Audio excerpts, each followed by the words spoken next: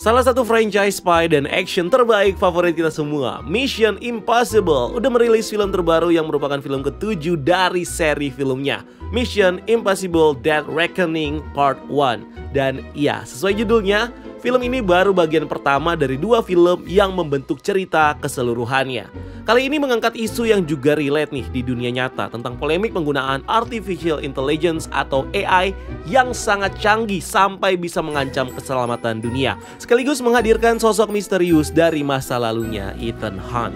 Nah, seberapa dahsyat dan gentingnya masalah AI yang harus dihadapin sama Ethan kali ini? Berhasilkah dia mengatasinya sampai harus dibagi jadi 2 part? Dan bagaimana Ethan akan menyelesaikan misinya yang gantung di film keduanya nanti? So, seperti biasa di video kali ini kita bakal nge-breakdown dan ngejelasin ending dari film Mission Impossible Dead Reckoning Part 1. Tapi sebelum kita bahas, spoiler warning nih buat kalian yang belum nonton film ini.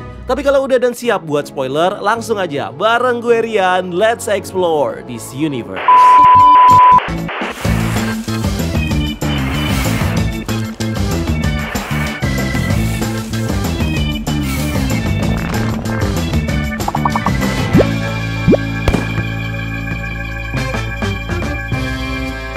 Cerita diawali dengan kapal selam Rusia Sevastopol sedang bersiap untuk kembali ke Rusia. Tiba-tiba kapal selam Amerika terdeteksi oleh sonar mereka. Kapten Sevastopol kemudian mencoba untuk menyelinap melewati kapal Amerika itu. Tapi kapal selam ini tiba-tiba menembakkan torpedo ke arah Sevastopol yang membuat Sevastopol terpaksa menembakkan torpedo balasan. Beberapa detik sebelum kena targetnya, kapal selam dan torpedo pihak Amerika ini tiba-tiba menghilang dari radarnya Sevastopol. Dan torpedo mereka malah berbalik arah menyerang kapal mereka sendiri. Para krunya tidak bisa mematikan torpedo ini dan Sevastopol terkena serangan langsung dari torpedo mereka sendiri. Kapal itu kemudian tenggelam dan membunuh semua orang yang ada di dalamnya. Nah, tragedi ini sebenarnya adalah ulah sebuah AI yang otak dan servernya disimpan di dalam kapal selam itu. Di mana AI ini dengan sengaja mensabotase kapal selam ini supaya kapal selam ini tenggelam di dasar laut. Berpindah ke jagoan kita, Ethan Hunt. Dia menerima briefing baru dari IMF. Dia diinstruksikan untuk melacak Ilsa Voss yang telah mencuri salah satu dari 2 kunci yang diperlukan untuk mengakses AI jahat yang dijuluki sebagai Entity. AI ini berpotensi mengakses sistem digital apapun yang ada di dunia. Ilsa kini jadi buronan dengan imbalan besar bagi yang berhasil menangkapnya. Ethan melacak ke lokasi terpencil di sebuah gurun di Timur Tengah, memanfaatkan badai pasir sebagai cover mereka. Ethan dan Ilsa mengalahkan para bounty hunter yang memburu Ilsa, tapi Ilsa ditembak dan tampaknya terbunuh.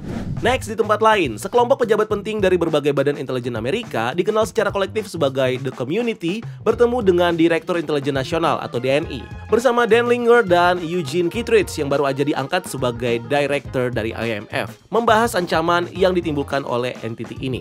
Kittredge mengatakan bahwa siapapun yang dapat menguasai entity akan dapat mencapai dominasi global dan negara yang mampu mendapatkan 2 kunci akses yang hilang akan memiliki akses ke entity dan akan mencapai dominasi bahkan menguasai dunia. Namun dia juga mencatat bahwa entity sekarang sudah memiliki kesadarannya sendiri dan dapat menggunakan kemampuannya untuk mengancam infrastruktur vital, lembaga keuangan, dan pilar peradaban penting lainnya, dan manusia tidak akan berdaya buat melawannya.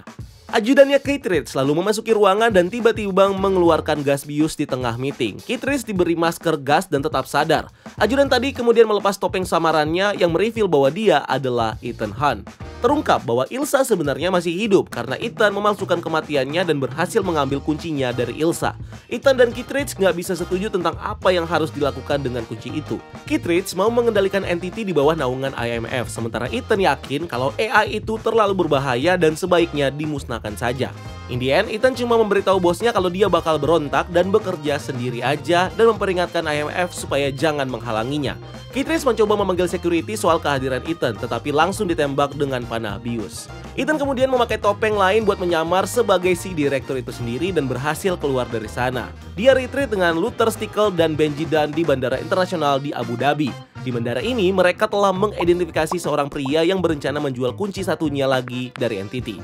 Ethan mencoba mengikuti pria itu, tapi kuncinya dicuri oleh seorang wanita bernama Grace yang ternyata adalah seorang pencuri dan penipu bayaran. Ethan sekarang diburu oleh tim agensi CIA yang dipimpin oleh Jasper Briggs untuk memburunya. Ethan mencoba untuk mengajak Grace buat bekerja sama dengannya, tapi Grace mengkhianati kepercayaannya dan kabur naik pesawat ke Roma dengan kuncinya itu. Sementara Ethan berusaha kabur dari kejarannya Briggs dan tim CIA-nya. Sementara berpisah dengan yang lain, Benji dipancing ke area bagasi bandara dengan paket mencurigakan yang ternyata berisi bom nuklir. Dia melucuti senjatanya tapi kemudian sadar bahwa perangkat itu palsu dan ditanam sebagai cara buat entiti untuk menganalisa dirinya dan Ethan yang dianggap sebagai ancaman. Ethan memerintahkan timnya untuk berpisah, sementara dia memberitahu polisi di Roma tentang sejarah kriminalnya Grace. Seorang karakter lain bernama Gabriel juga terlihat mengikuti Grace. Gabriel mengirim seorang asasin bernama Paris untuk menangkap Grace. Grace lalu sekali lagi berhasil mengakali dan kabur dari Ethan. Ethan kemudian bersatu kembali dengan Benji, Luther, dan juga Ilsa yang sekarang udah bebas dan mau ikut ngebantuin Ethan.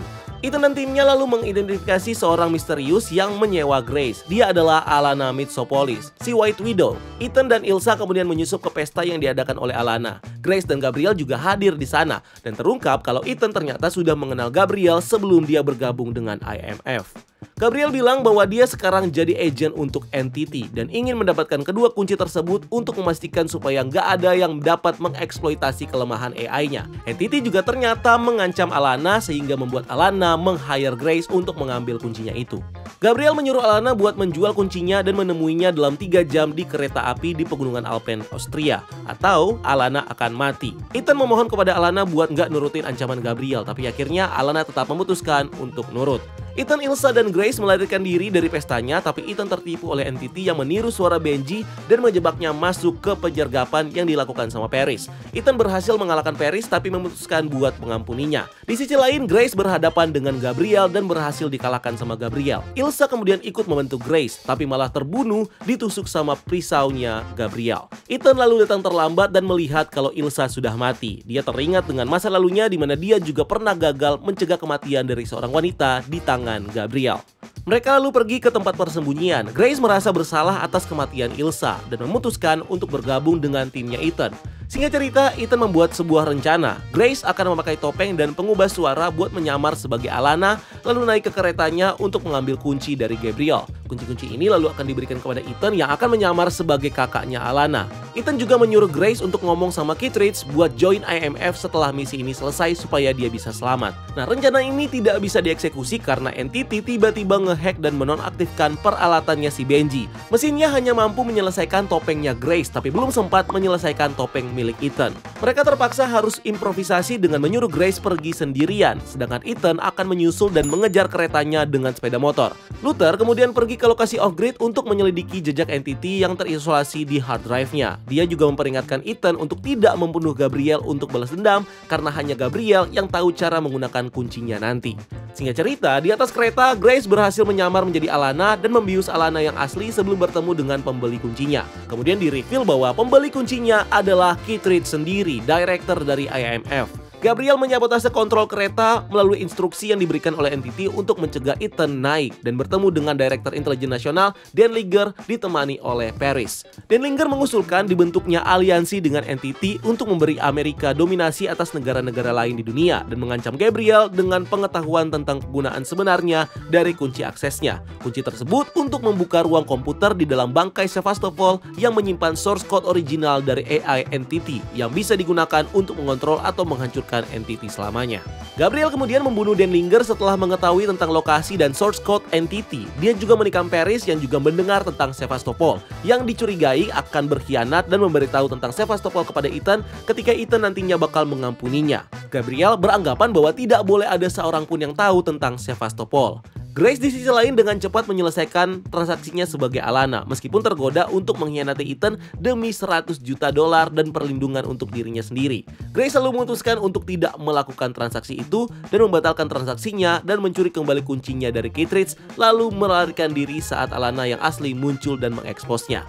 Dipandu oleh Benji, Ethan naik motor dari tebing dan turun dengan parasut untuk mencapai keretanya untuk menyelamatkan Grace di dalam kereta. Gabriel mencegat mereka dan berhasil mendapatkan kuncinya kembali. Ethan lalu terlibat pertarungan jarak dekat dengan Gabriel di atas kereta, tapi Briggs tiba-tiba muncul memungkinkan Gabriel untuk kabur dan meledakkan jembatan di depan. Ethan diam-diam ternyata sudah berhasil mencuri kuncinya dari kantong Gabriel, meminta Briggs menyelamatkan para penumpang lain, sementara dia membantu Grace melepaskan lokomotifnya dari sisa-sisa kereta yang lain dan melarikan diri sebelum jatuh ke jurang. Saat mereka bergantungan di lokomotif terakhir, mereka diselamatkan oleh Paris yang ternyata masih hidup dan sedang sekarat. Paris lalu memberitahu mereka informasi tentang Sevastopol. Jadi, yang sekarang tahu tentang Sevastopol adalah Gabriel, Ethan, dan Grace. Ethan melarikan diri dengan parasut, sementara Kittredge dan Bridge menemukan dan mau memulihkan Paris. Grace memberitahu Kittredge bahwa dia menerima tawarannya untuk bergabung dengan IMF. Ethan bertemu dengan Benji dan mereka berangkat untuk mencari kapal selam Sevastopol. Film lalu ditutup dengan narasi Kittredge menceritakan bagaimana dunia mungkin tidak tahu siapa itu Ethan Hunt, tapi sekarang nasib mereka ada di tangannya untuk menghentikan rencana NTT. Itu diupload dari Mission Impossible Dead Reckoning Part 1 ini. Waduh, ngeri banget nih, ternyata ancaman masih belum selesai. Lawannya adalah AI super canggih yang sama sekali tidak terlihat, tidak terdeteksi dan memiliki kemampuan untuk memanipulasi semua jenis teknologi digital. Bisa dibilang dia punya kekuatan sama seperti Ultron yang kita lihat di MCU, cuma tanpa tubuh aja. Selain itu, NTT juga bisa memprediksi hampir semua kemungkinan yang ada dengan algoritmanya. Seperti yang bisa kita expect dari bagian pertama sebuah duologi, Dead Reckoning Part 1 ini berakhir dengan open-ended yang bikin kita nggak sabar buat langsung masuk ke petualangan selanjutnya. Meskipun film ini nggak berasa nanggung di ending dan nggak ada cliffhanger yang dramatis. Kematian Ilsa di film ini nggak sia-sia karena Ethan berhasil mengamankan kunci Sevastopol dari Gabriel. Dan sekarang Ethan dan timnya punya kesempatan buat ngalahin Gabriel dan NTT. Tapi punya kunci Sevastopol itu baru langkah pertama buat misi yang jauh lebih berbahaya dan lebih rumit untuk menyelamatkan dunia dari NTT. Nah, salah satu tantangan buat Ethan di part 2 nanti adalah fakta bahwa timnya kini terpencar. Luther memilih untuk berpisah dari Ethan dan anggota grup lainnya yang benar-benar harus off-grid. NTT adalah AI yang sangat kuat sehingga Luther perlu menemukan cara yang lebih aman untuk merancang beberapa jenis teknologi untuk berkomunikasi tanpa terdeteksi oleh NTT. Dia juga merupakan harapan bagi timnya Ethan untuk menciptakan kode untuk menangkal algoritmanya NTT. Dan dia tidak bisa melakukan itu di lapangan, di mana NTT bisa meretas atau melacak sistem elektronik apapun termasuk frekuensi komputer dan radio IMF. Nah, nantinya Ethan mungkin perlu melacak Luther untuk mengambil kode itu sebelum dia membuka kunci komputer di Sevastopol. Sementara itu, Grace sekarang ada di bawah pengawasan Kittredge di IMF. Dia mengikuti instruksi Ethan untuk bergabung dengan IMF seperti yang dia lakukan 30 tahun sebelumnya. Grace mungkin bakal punya dilema buat matuhin bos barunya atau tetap setia bantuin Ethan. Ethan juga masih menjadi buronan global setelah peristiwa di part 1 ini. Tapi seenggaknya Ethan masih punya Benji lah ya yang selalu membantu di sisinya. Nah, Kittredge sendiri mungkin juga bakal jadi sekutu potensial di part 2 karena tampaknya dia nggak menyadari bahwa Denlinger lah yang di awal menggunakan NTT untuk menyabotase Sevastopol, dimana tindakannya itu ternyata tidak sengaja melepaskan NTT ke dunia. Ditambah lagi dengan narasi penutup dari dia yang bikin kita percaya kalau Kittredge sebenarnya juga mendukung penuh misinya Ethan. Nah, Gabriel tentunya pastinya bakal kembali lagi di film keduanya nanti. Gabriel yang masih buron gak diragukan lagi akan mengandalkan NTT untuk membuat lebih banyak kekacauan dan bakal berjuang mati-matian untuk mengambil kuncinya kembali dari Ethan. Semoga aja kita bakal dapat lebih banyak flashback buat Ethan dan Gabriel buat flash out hubungan mereka. Juga belajar backstory-nya Ethan tentang peristiwa tragis yang menyebabkan dia bergabung dengan IMF. Nah, Gabriel tahu tentang Sevastopol, Ethan juga tahu tentang Sevastopol. Kemungkinan Gabriel akan datang lebih dulu ke Sevastopol dan nantinya akan menunggu Ethan di sana yang berniat untuk membuka kunci dan menghancurkan NTT. Kita juga mungkin akan melihat lebih banyak tentang Paris karena di film ini menunjukkan bahwa dia cuma pingsan, bukan mati. Tapi karena dia dikhianati sama Gabriel, Paris mungkin bakal gabung dan menyerahkan nasibnya kepada Ethan dan IMF kali ini.